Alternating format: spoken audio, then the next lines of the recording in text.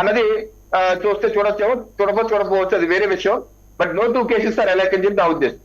Right. ఒకసారి సురేంద్ర నాయుడు గారి దగ్గరికి వెళ్దాం. సురేంద్ర నాయుడు గారు, సరే తిరుమలలో గడిచిన 3 వారాలుగా జరుగుతున్న వివాదం మీకు తెలిసిందే, కొత్తగా చెప్పేదేం లేదు. ఇందులో మీరు పైగా స్థానికులు కూడా, ఇక్కడున్న మా అందరికన్నా ఎక్కువ నాలెడ్జ్ ఉంది మీకు అక్కడ జరిగే వ్యవహారాల మీద. 2 అంశాలండి ఇక్కడ.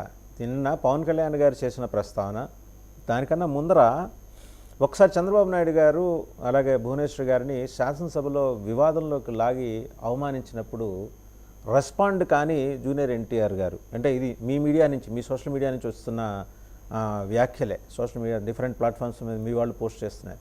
అప్పుడు ఏమయ్యారు జూనియర్ ఎన్టీఆర్, ఎక్కడికి వెళ్ళిపోయారు? ఇవాళ పాము చావకుండా కర్రెరక్కుండా పద్ధతిలో ఈరోజు మాట్లాడినట్టు మరి ఆ రోజు శుద్ధపూస మాటలు ఎందుకు మాట్లాడారు? మాకు అది శాసనసభలో జరిగిన దాని గురించి ప్రస్తావన చేయడానికి కూడా ఆయన ఎందుకు మనసు రాలేదు? ఇవాళ ఈ వివాదంలో, సమంత గారి వివాదంలో ఆయన ముందుకొచ్చి కొంచెం సీరియస్ టోన్ తోటి మంత్రి కొండా సురేఖ గారిని ప్రశ్నించిన తీరు, ఆగ్రహించిన తీరు ఆ రోజు ఎందుకు జరగలేదు? ఇప్పుడు భువనేశ్వరి గారు తండ్రిచాటు బిడ్డ, ఆయన ముఖ్యమంత్రిగా ఉన్న కాలంలో ఎన్నడూ యాక్టివ్ పాలిటిక్స్లోకి రాలేదు. ఆమె భర్త చంద్రబాబు గారు ముఖ్యమంత్రిగా ఉన్న సమయంలోనూ ఆమె ఎక్కడ కీ రోల్ ప్లే చేయలేదు. She was never appeared in any platform. మరి ఆవిడ సోదరుడు బాలకృష్ణ గారు తండ్రి చాటు బిడ్డగా వచ్చినా తన ముద్ర వేసుకొని 50 ఏళ్ళు సినిమా ఇండస్ట్రీలో తన మార్క్ ఏంటో చూపించారు ఆయన. మొన్నే 50 ఏళ్ళ స్వర్ణోత్సవ వేడుకలు కూడా జరిగినాయి. ఎవరూ కూడా తండ్రి పేరును ఉపయోగించుకునో లేకపోతే భర్త పేరును ఉపయోగించుకునో ఎక్కడ రాలా. ఆ కుటుంబంలో అంత చెడు వివాదం జరిగినప్పుడు రెస్పాండ్ కాకుండా, మరి అతను కూడా ఆ కుటుంబం నుంచి వచ్చిన వ్యక్తే జూనియర్ ఎన్టీఆర్. ఇవాళ తెలుగుదేశం సోషల్ మీడియా చాలా బలంగా ప్రశ్నిస్తుంది.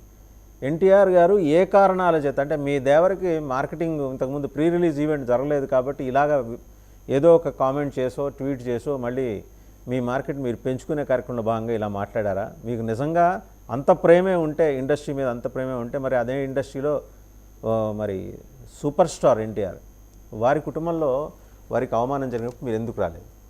మీ మీడియా ప్రశ్నిస్తోంది.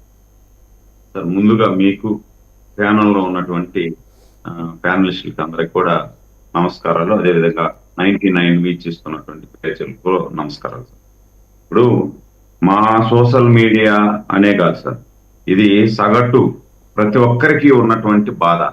ఇప్పుడు కొండా సురేఖ గారిని ట్రోల్ చేసిన, లేదంటే భువనేశ్వరి మేడం గారిని ట్రోల్ చేసిన, సమంత గారిని ట్రోల్ చేసిన తప్పే. ఎవరైనా ఒక ఆడకూతు మీద, మన భారతదేశంలో ప్రధానంగా మహిళలను గౌరవించే దేశం మన దేశం.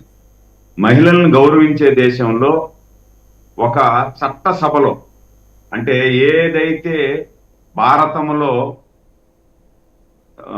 చట్టసభలో ద్రౌపది మాతను తాగి వివస్త్రను చేసి ఆ రోజు చేసినటువంటి కార్యక్రమం వల్ల ఆ కౌరవులే తుడిచిపెట్టుకొని పోయారు. అదేవిధంగా ఈ కలియుగంలో ఒక చట్టసభలో, దేవాలయం లాంటి చట్టసభలో ఏమీ సంబంధం లేనటువంటి ఆమె పాటికి ఆమె చేసుకుంటూ, ఆమె వర్కులు చేసుకుంటూ ప్రజాసేవలో 40 సంవత్సరాల రాజకీయ జీవితంలో ఏ రోజు కూడా బయట వచ్చిన పాపాను పోనాయన.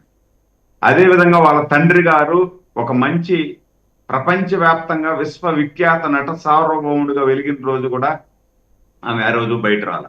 అలాంటి ఒక గొప్ప కుటుంబంలో పుట్టిన ఒక ఆడబిడ్డను, అంటే గొప్ప కుటుంబంలో పుట్టిన, మామూలు కుటుంబంలో పుట్టిన ఆడబిడ్డే, కానీ అంత కుటుంబంలో కూడా అన్ని కార్యక్రమాలు ఉన్నా కూడా ఏ రోజు కూడా ప్రజా జీవితంలో రానటువంటి,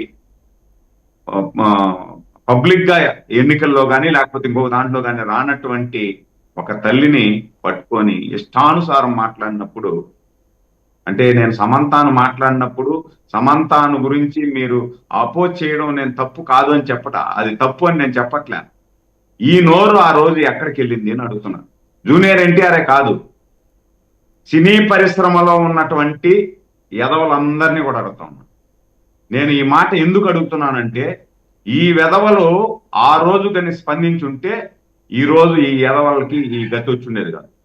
ఆ రోజు జగన్ అనేవాడు తంతాడని వీళ్ళని, జగన్ అనేవాడు ముఖ్యమంత్రిగా ఉన్నాడు కాబట్టి ఆ రోజు ఏదన్నా మాట్లాడితే తంతాడని, వీళ్ళ ఆస్తులు పోతాయని, వీళ్ళ సినిమాకు పర్మిషన్లు ఉండవని చెప్పి ఆ రోజు నిష్కారణంగా ఒక తల్లిని మాట్లాడకుండా నిమ్మకుండా వీళ్ళ వ్యాపారం కోసం, వీళ్ళ వ్యాపార లబ్ధి కోసం ధృతరాష్ట్రుల్లాగా చెవులుండి వినలేనటువంటి ఇదిలాగా, కళ్ళుండి చూడలేనటువంటి కబోదుల్లాగా ఆ రోజు మిన్నకుండిపోయినారు. ఈరోజు చంద్రబాబు నాయుడు గారు కూటమి అధికారంలో ఉంది కాబట్టి ఆయన పెద్దగా పట్టించుకోడు కాబట్టి వీళ్ళు మాట్లాడుతున్నారు. ఆ రోజు ఎక్కడికి పోయింది ఈ నోర్లు పడిపోయాయా? మూగపోయిందా వీళ్ళ నోరులు ఏమన్నా? ఆ రోజు కూడా ఒక ఆడకూతురికే కదా జరిగింది. దాన్ని ఖండించాలి కదా. కొండా సురేఖ గారిని రఘునాథన్ అనే ఎక్కడి నుండి వచ్చిందండి ఇది?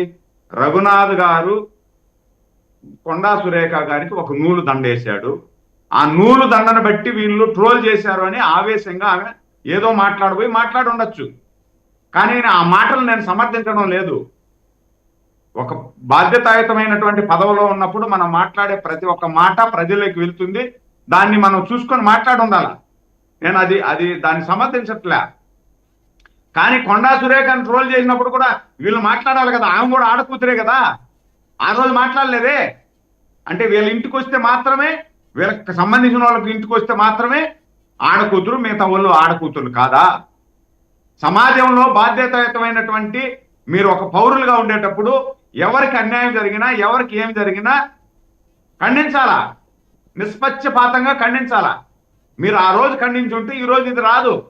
ఒరే, అందరూ కూడా సినిమా రంగంలోనే కాదు, ఆంధ్రప్రదేశ్లో కానీ తెలంగాణలో కానీ ఎక్కడైనా కూడా దేశంలో ఒక ఆడకూతురి మీద అన్యాయం జరిగితే స్పందిస్తారు, బాధ్యతాయుతమైన వాళ్ళు స్పందిస్తారు అని ఎవడన్నా ట్రోల్ చేసేవాడికి భయం ఉండేది. చట్టసభలో చేస్తే స్పందించరా? పవన్ కళ్యాణ్ గారిని గురించి 2 భార్యలు 3 భార్యలు, పవన్ కళ్యాణ్ అటు చేసినాడు ఇటు చేసినాడు అంటే పవన్ కళ్యాణ్ గురించి స్పందించరా? అదే సినీ యాక్టరే కదా పవన్ కళ్యాణ్ గారు కూడా. పవన్ కళ్యాణ్ గారు చేసిన తప్పేంటి? పవన్ కళ్యాణ్ గారి మీద అంత ట్రోల్ చేస్తే ఎందుకు స్పందించలేదు ఆ రోజు వీళ్ళు? అంటే వీళ్ళకు పనికొచ్చే వాళ్ళు మాత్రం ఉంటేనే స్పందిస్తారా? లేదు, జగన్మోహన్ రెడ్డి తంతాడు అని వీళ్ళు స్పందించలేదా? వీళ్ళు మాట్లాడితే తంతాడనే ఏమన్నా స్పందించలేదా? కాబట్టి ఈ సినిమా యాక్ట్ అంటే ఏ ఆడకూతురు మీద జరిగినా మనం స్పందించాలా. నేను దాన్ని సమర్థించడంలా. కానీ పక్షపాత ధోరణిని అవలంబించడం చాలా తప్పని ఈ సందర్భంగా తెలియజేస్తున్నా. ఇక రెండో విషయానికి వస్తే, ఈరోజు సనాతన ధర్మం పరిరక్షణకి నడుం బిగించినటువంటి పవన్ కళ్యాణ్ గారికి సెల్యూట్ చేస్తున్నా. నేను సనాతన ధర్మాన్ని కాపాడాలి. సనాతన ధర్మం అనేది కనుమరుగైపోతుంది. వేరే మతాల మీద, వేరే దాని మీద దాడి జరిగినప్పుడు మూకుమ్మడిగా వాళ్ళు వచ్చేస్తున్నారు. కానీ ఈరోజు హిందూ మతం మీద దాడి జరిగితే మనం ఓట్ బ్యాంక్ లాగానే చూస్తున్నాం.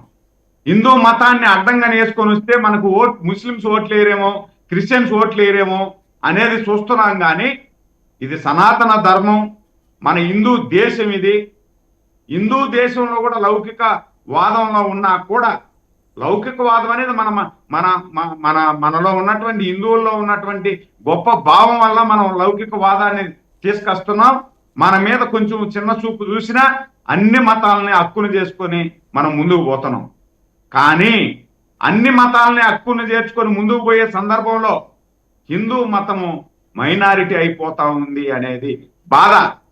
ఈరోజు పవన్ కళ్యాణ్ గారు తీసుకున్నటువంటి నిర్ణయం నా భూతో నా భవిష్యత్, దాంట్లో ఎలాంటి భేదాభిప్రాయం లేదు. ఈరోజు లడ్డూ విషయమే కాదు, ఇక్కడ ఒక ఒక మఠం ఉందండి. ఆ మఠంలో ఒక అటెండర్గా పనిచేస్తున్నాడు. అతని పేరు మర్చిపోయాను, కానీ అటెండర్గా పనిచేస్తున్నటువంటి అతను దాదాపు 300 కోట్లు దొబ్బేశాడండి డబ్బులు. 300 కోట్లు ఈ 5 సంవత్సరాల కాలంలో దొబ్బేస్తే దాని మీద కేసు అయితే ఆ కేసును బయట రానికుండా నిర్వీర్యం చేసేసి అక్కడ ఉన్నటువంటి అధికారులు, పోలీసు యంత్రాంగం, ఈ ఐఏఎస్లు, అప్పుడున్నటువంటి బోర్డు మెంబర్లు, ఎవరైతే అధర్మారెడ్డి ఉన్నాడో ఈ అధర్మారెడ్డి వీళ్ళందరూ కూడా పనిచేసుకుని అతని దగ్గర 100 కోట్లు 150 కోట్లు ఉంది, అది లాగతాము అని చెప్పినారు. నాకు ఒక అనుమానం, ఇప్పుడు ఆ ఎవరైతే అటెండ్ ఉన్నాడో అతను బతికున్నాడా లేదా అనే అనుమానం కూడా నాకు ఉందండి. అతను తిన్నటువంటి డబ్బులు కక్కిస్తామని చెప్పిన వాళ్ళు ఇప్పుడు దాదాపు మీకు అభ్యంతరం లేకపోతే ఆ మఠం మనిషి కనిపించడం లేదు. సురేంద్ర నాయుడు గారు 1.5 సంవత్సరం నుండి మనిషి కనిపించడం లేదంటే అతను బతికున్నాడా లేదా అని మీకు అనుమానం కూడా అభ్యంతరం ఉంది. లేకపోతే ఆ మఠం పేరేంటో చెప్పగలరా? మఠం కూడా నాకు కొంచెం ఐడియా లేదు సార్, నేను మళ్ళీ మీకు వాట్సాప్ చేస్తాను. అంటే